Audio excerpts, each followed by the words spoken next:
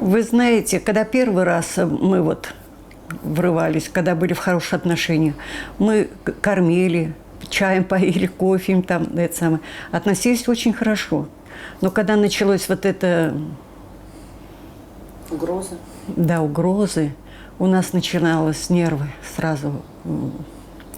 Ну, и у папы тоже вот это Паттерсон, у него что-то тоже дрожение вот это. И у меня тоже такое же. Ну, неприятно. Вот, знаете, неприятно.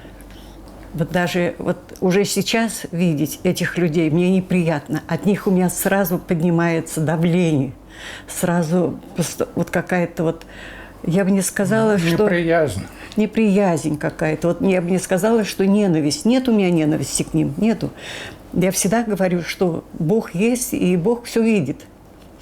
Вот. А я сейчас даже не хочу их видеть.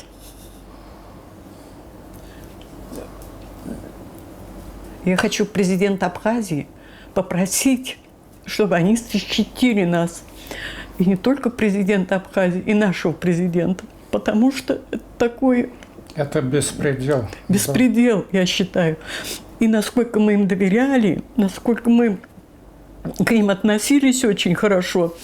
И они загадали, оказывается, до этого они загадали нас выгнать. И когда мы это узнали, но они уже в открытую нас выгоняли. И когда вот это узнали, я просто прошу защитить нас. Потому что нам деваться некуда. Мы в Москве продали все, мы приехали сюда, у нас ничего нету.